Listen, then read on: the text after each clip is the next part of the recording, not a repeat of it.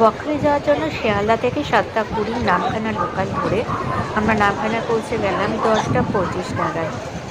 একদম পাক্কা 3 ঘন্টা। অবশ্য লক্ষ্মীকান্তপুরে 20 মিনিট ট্রেনটা দাঁড়িয়েছিল। তারপর স্টেশনের বাইরে বেরিয়ে টোটো দেখছিলাম কোথায় পাওয়া যায়। ওখানে রিজার্ভেও যাওয়া যায় বা এমনি শেয়ারেও যাওয়া যায়। যাই হোক, আমরা একটা টোটো রিজার্ভ করে তারপরে এগিয়ে চললাম। হাতানিয়া দোয়ানিয়ার ওপর নদীর উপর দিয়ে ব্রিজটি রয়েছে। আগে এই নদীতেই নৌকায় পার হতে হতো।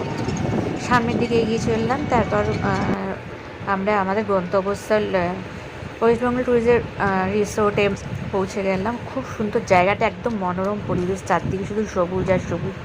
আর এত বড় সূর্যমুখী ফুল আমি কোনো দিন দেখিনি, মানে আমার দু হাতেই ধরতে পারবো না। চারদিকে শুধু বড় বড় নারকেল গাছ, একদম ছায়া ঘেরা শীতল অঞ্চল, খুব সুন্দর লাগছিলো। আর মাঝখান দিয়ে সরু সরু রাস্তা রয়েছে, আবার একটু ওয়াটার বডিসও আছে, সেটি এখানে দেখালাম না।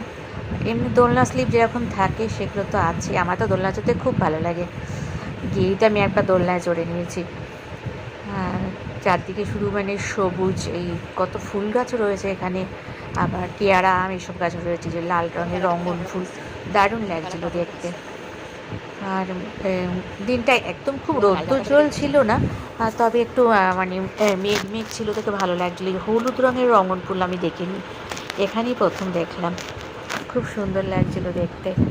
তারপরে আমাদের পূর্ব নির্ধারিত সেই বুকিং করে রাখা ঘরটি সামনে চলে গেলাম। আমার দেখে তো হাউস বোটের মতো লাগছিলো, একদম কাঠের, একদম পুরোটা খুঁটির ওপরে কিছুটা সবুজ আর হলুদ রঙের লেখা হেরিটেজ উডেন কটেজ।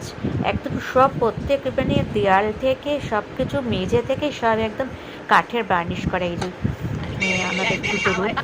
তারপরে আমরা ওখানে লাঞ্চ সেরে আমরা অটো নিয়ে বেরিয়ে পড়লাম সাইট সিন দেখার জন্য। রাস্তায় প্রথমে আমরা গেলাম হলো কার্গিল সি বিচে। এখানে বোল্ডারগুলো মনে হচ্ছে বকের পায়ের মতো লাগছে। তখন অবশ্য মানে জলটা একটু কমই ছিল, সমুদ্রের ধারে অতটা ঢেউ ছিল না। আস্তে আস্তে জোয়ার আসার সাথে সাথে মানে জলটা বেড়ে গেল। আমরা ওখানে বসেই ছিলাম, দেখলাম জলটা ক্রমশ বেড়ে যাচ্ছে। এরপর আমরা ফ্রেজারগঞ্জে চলে গেলাম। সন্ধে হয়ে গেল। ওখানে ফ্রেজার সাহেবের বাড়ি, আর সমুদ্রে একদম ধারে। বাদ দেওয়ার জন্য বাড়িটা অনেকটা ভেঙে দিতে হয়েছে, আরও বড় ছিল বাড়িটা। আর এটি হলো গঙ্গা মায়ের মন্দির, সামনেই রয়েছে।